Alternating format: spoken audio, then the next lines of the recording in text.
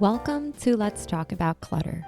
I'm your host, Margo, and today we're going to be talking about how to go from way too much clutter, how to get our homes from cluttered to tidy and organized.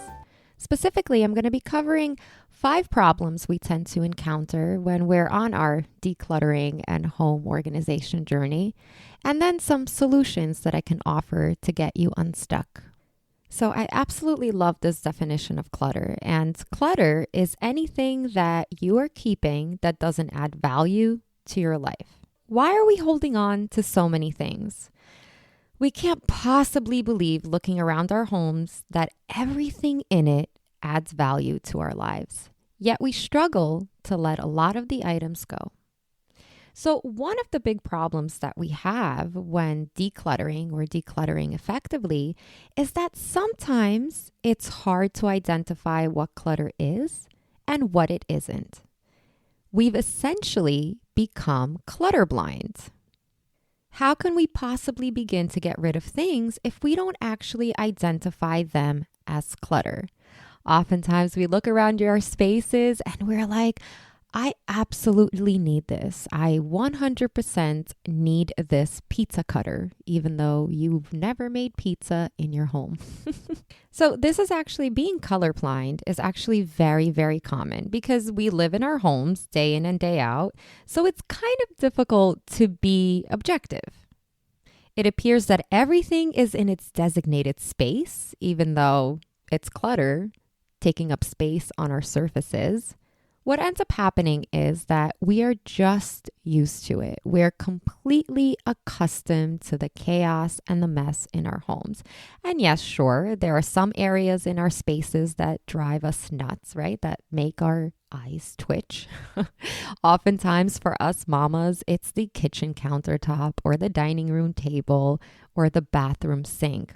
So those areas tend to be, especially areas of surface clutter, tend to be like very, very easy. You know that you have to do something about the clutter that's residing there.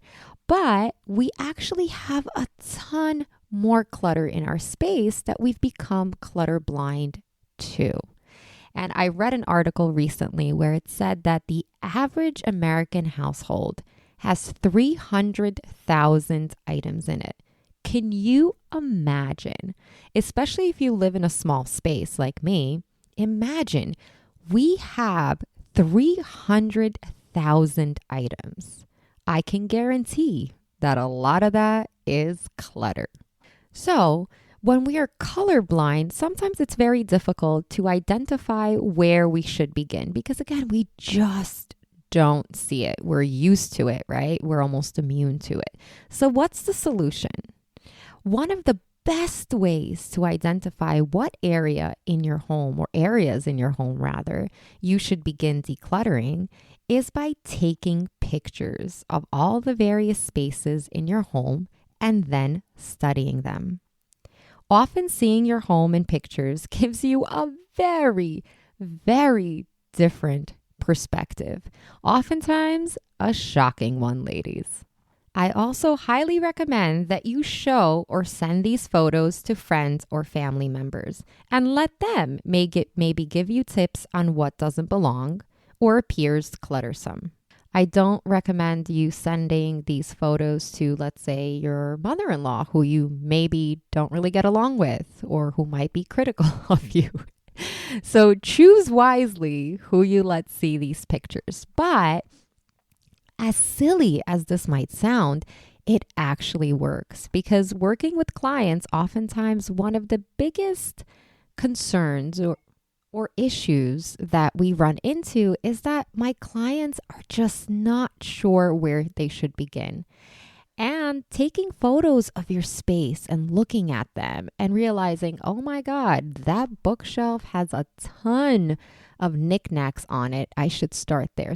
It gives us a very, very interesting perspective, and it really narrows down what we should tackle decluttering first, second, third, and fourth, allowing us to create a decluttering plan. The next problem that we encounter when we're trying to go from a cluttered, overwhelming space to one that's clean and tidy is that we buy too many things that we don't need. We go to Home Goods. I am a lover of Home Goods. I have to practice, incredible self-discipline when I go to Home Goods. Sometimes I honestly just go there to look at pretty things. I don't know, it makes me feel good and I don't actually buy anything. But our buying habits are huge contributors of clutter. And it's really interesting because a lot of times we will invest the time, the energy, the effort, right? Blood, sweat, and tears into decluttering our home. And we will achieve a clean and tidy space. But then we struggle to maintain it. And the reason we struggle to maintain it is because we haven't changed our shopping habits. We as women love to shop. And there are sometimes certain times of the month where we might shop a little more than usual. Also, some of us shop when we're stressed, when we, experience anxiety, right? Sometimes we shop because it's a coping mechanism. So the reality is that we won't be able to maintain a clutter-free home until we change our buying habit. How often do we shop, see a lovely coffee mug, and then purchase it, even though we have 10 perfectly good coffee mugs at home? Or how often will you go and see, a t-shirt or a sweater or a pair of jeans on sale and you're like, oh my God, it's on sale, 50% off. I feel like every time we see sale, we're like, oh, we have to have this. And then you bring it home and you have more than enough t-shirts and sweaters and jeans. In fact, your closet and your dressers are actually due for a decluttering. Changing our shopping habits is really, really important if you truly want to achieve a clean and tidy space. A great solution, and I'm actually going to offer you multiple solutions for this and kind of pick and choose the one that resonates, or rather the one that maybe fits you, right? Fits you, your personality, and your lifestyle. And the first thing is, don't purchase things you didn't set out to buy. So let me explain what I mean by that. When I go shopping for food or anything else really, I always write a list. That list serves two purposes. It ensures I don't forget anything because my memory tends to not be that great. I remember when my daughter was really, really tiny and I was having, infant mom brain. I would go to the store and do shopping and forget something as important as milk or diapers. So ever since then, I do not leave my home without a shopping list. So it'll ensure that you don't forget anything. But most importantly, as it relates to clutter, it will keep you from buying things that you shouldn't, no matter how tempting. So if it's not on the list, right, we don't buy it. Now, I'm not going to lie. This takes a lot, and I do mean a lot of self-discipline. In the beginning, when you're trying to build new habit, right? Because not shopping as much is a habit. As you're building this new habit, oh my God, you really have to practice self-discipline. The temptation is incredible, right? When you're out and about, if you're at Target and you're seeing they have those $1, $3, and $5 bins, right? At the front of the store when you first walk in, and you're like, oh, but it's just $1. Why?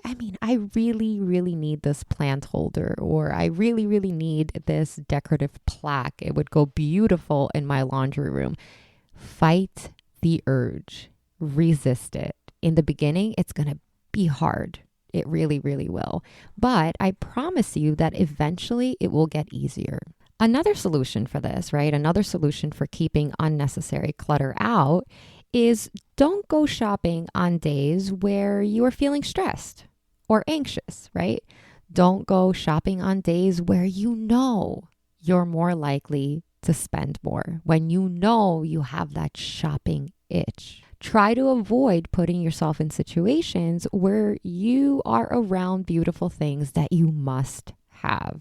Something that has helped many of my clients in the past is, for example, on days where you're feeling extra impulsive, instead of going out and shopping, browsing, let's say, Amazon for pretty things, adding them to cart, and then never actually purchasing it. I know it kind of sounds silly, but have you ever been in that situation where it's like window shopping, right? But on a website. So I'll be honest, it works for me. There have been plenty of times where, I'm just like, I just want to buy something. I'm in that mood. I have that itch. And I'll go on Amazon and I will just browse random things, right? Like drawer organizers, towels, like it's not even related, right? But I enjoy the experience of looking through things and reading reviews. And then I literally just add to cart. And once my cart is full, I actually will go in and then click save for later. And I'll never actually buy it. And for me, and give it a try and let me know if it works, but for me, that tends to be incredibly successful. Now, the next thing we can do to take our homes from cluttered and messy to clean and tidy is ensure that all of the items in our space have a home to go to. So this relates directly to organization. A lot of times, the clutter that we have in our space, and this would be very, very evident if you follow tip number 1, which is to take photos of all the spaces in your home. What you'll notice is that most of the clutter in your space is surface clutter, the dreaded surface clutter, right? Surfaces are a magnet for clutter. For your home to be clean and tidy looking, every item in your space has to have a home to go to. So for example, those magazines that are sitting on top of your coffee table, the reason that they're sitting there is because they don't actually have a designated storage space. Those items that are sitting on top of your kitchen counter, whether it's just random fruits or bread or utensils or appliances, again, they're sitting there because they also don't have a home to go to. And oftentimes their home should be in the cabinets or the drawers. And I know what you're saying right now. Well, Margo, I don't have enough space in my cabinets and my drawers. Touche. And what that means is that we actually have to declutter our drawers and our cabinets to make room for the stuff that we actually need to go home to. I actually live in a very, very tiny New York apartment. And let me tell you something, when a space is small, even if you have a little bit of clutter, I mean, it has a huge impact. So it's really about getting creative about how you organize your space. It's about getting creative with storage solutions. But the rule of thumb, if you want your home to appear clean and tidy, is to, number 1, have as less surfaces as possible, right? Surface and visual clutter is just, it's an eyesore. But most importantly, you really have to take inventory of the things that are creating that surface cluttered look and try to figure out where those items can be stored.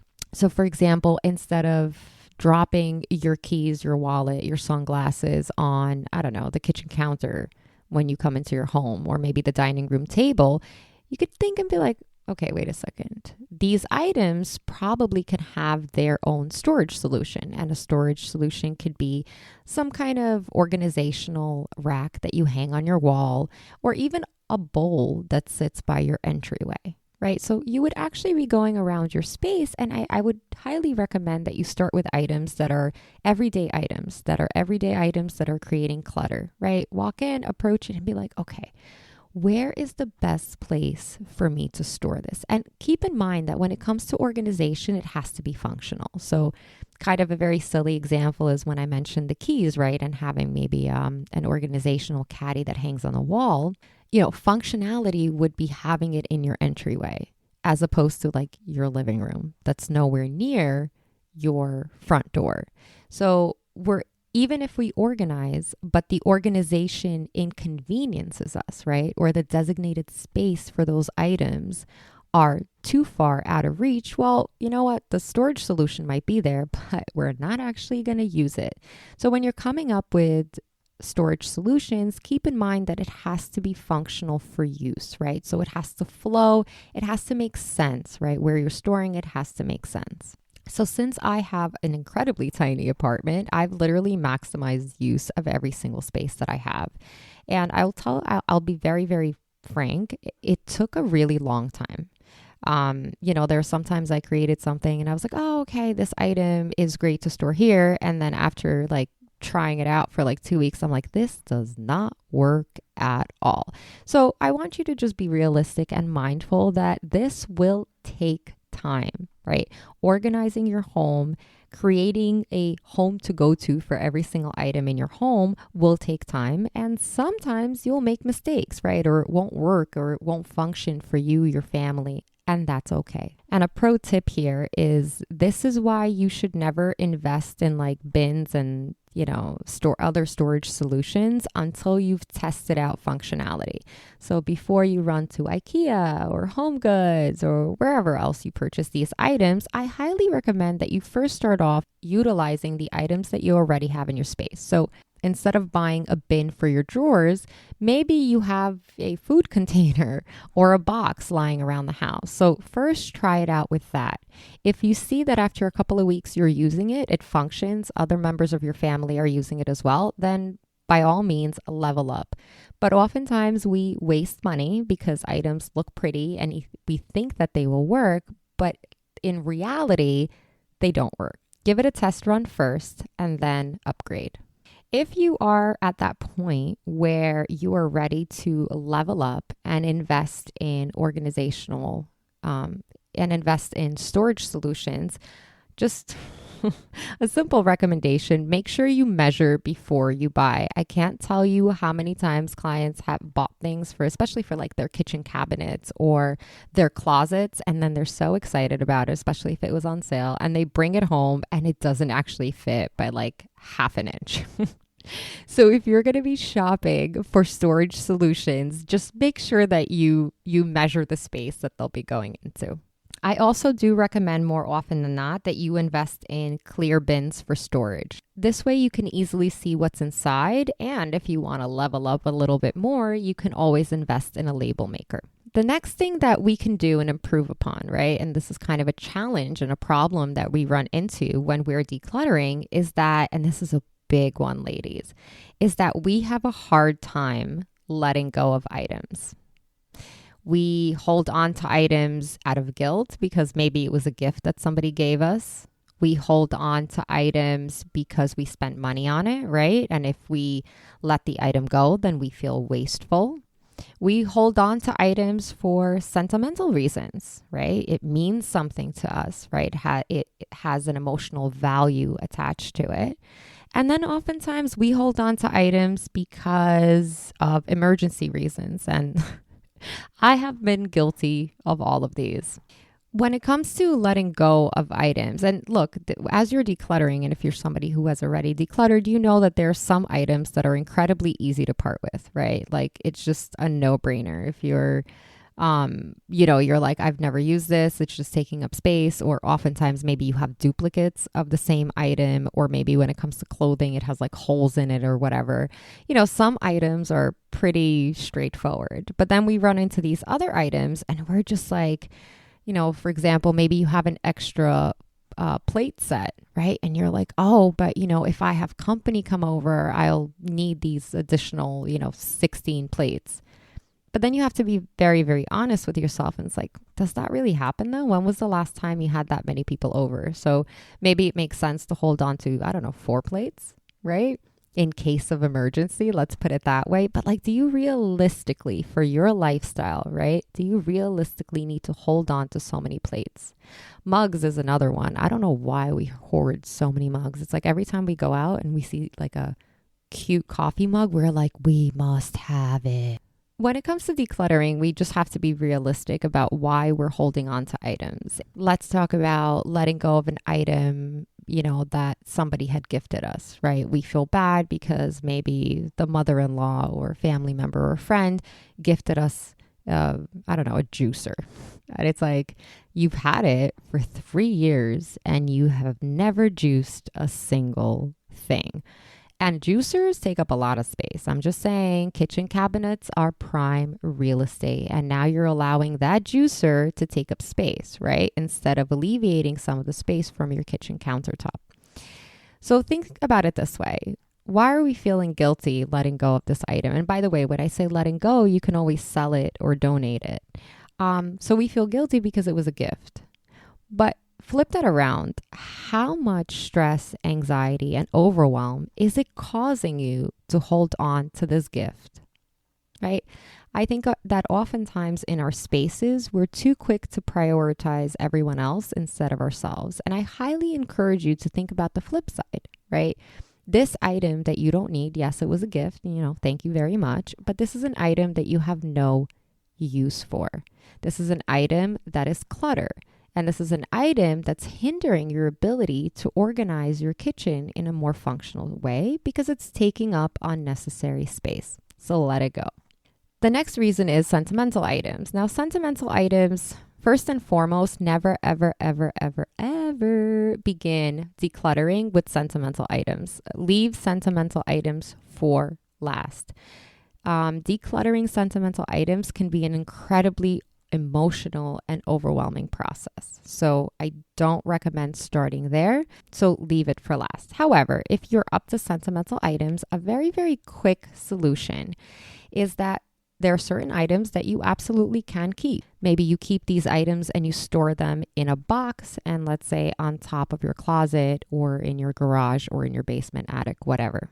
And then there are these other items where it's like you don't really need to hold on to them, but they evoke a memory or, whatever it may be. So a great solution for this is to actually, in order to help you let go of the item, take a photo of the item and keep the photo and let the photo elicit the emotion and the memory. Because at the end of the day, those memories are in our hearts and in our heads. So that might help you in letting go of the item. And then, of course, there's the whole in case of an emergency. We're all guilty of this. We've all done it. It's like, I need this in case of an emergency. I remember a few years ago, I found fishing rods in my home. Now, something about me is I've never gone fishing in my life. Those fishing rods were actually a gift for my ex-husband, and I found them still sitting in my home. Now, explain to me why for a while after I did not part with the fishing rods. Like it was the silliest thing. And yes, you can say it was a sentimental item, but I don't think so. I actually held on to it because I thought to myself, here are these fishing rods and one day I might go fishing. Like that day is like never. Okay. It's now been several years and I still have never gone fishing. Like I'd rather do anything else than go fishing. And I'm not knocking anybody who fishes. I think that's fantastic. It's just not for me. Oftentimes we hold on to items for in case of emergency or just because, and it's completely irrational and unreasonable. One way that might help with this situation is to follow the 2020 rule. And the 2020 rule says if you're encountering an item and you're like, in case of emergency, right? If that's happening, think to yourself this way. Can you replace it in under $20 and in under 20 minutes? And if the answer is yes, let the item go. Give it a try. Let me know if that works. It's okay to hold on to a few items for just in case or emergency reasons, right? The zombie apocalypse. But you want to be honest with yourself because oftentimes we hold on to too many items for just in case or in case of an emergency. Just having an awareness that that's the reason might help you let go of some of these things. And finally, the last problem we tend to get into when it comes to taking our home from cluttered to clean and tidy is that we don't declutter regularly.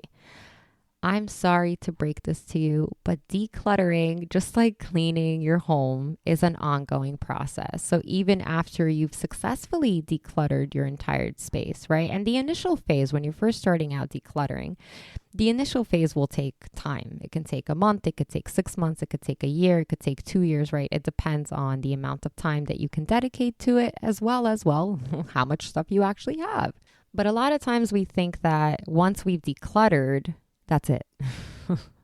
And that's just not true because having partners, having, kids, other family members, pets, all of that stuff, a certain amount of clutter will naturally make its way into our homes. And that is perfectly fine.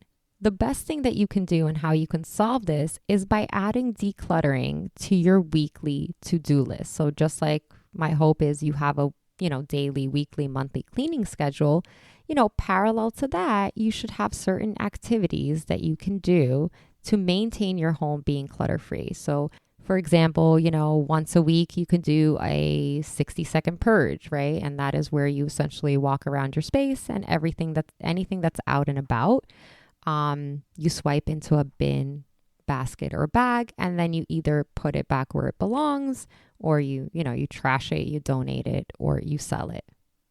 But there need to be new habits that are put into place in order to maintain a clutter-free, clean, and tidy home. And of course, remember to not succumb to the shopping itch.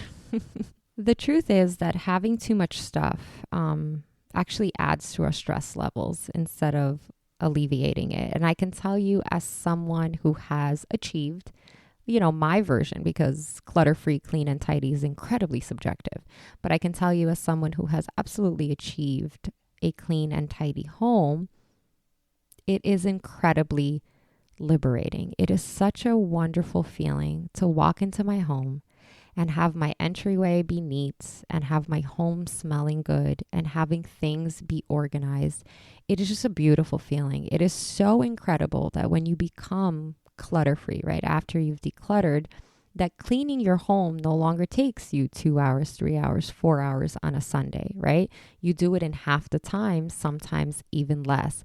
And this really gives us, especially as moms, the opportunity to create memories with our partners and our kids and live our lives in such a wonderful way where we're not like out with the kids at the park and the whole time we're thinking about all the stuff that we need to clean or declutter inside of the home. We've all encountered these problems, but it's not a problem if it has a solution. And the good news is that learning new skills and adapting new habits, which ladies take time, adapting these habits, you will be able to achieve a clutter-free and organized home, but most importantly, maintain it. As always, good luck on your decluttering journey. Thank you so much for listening, and remember to be good to yourselves.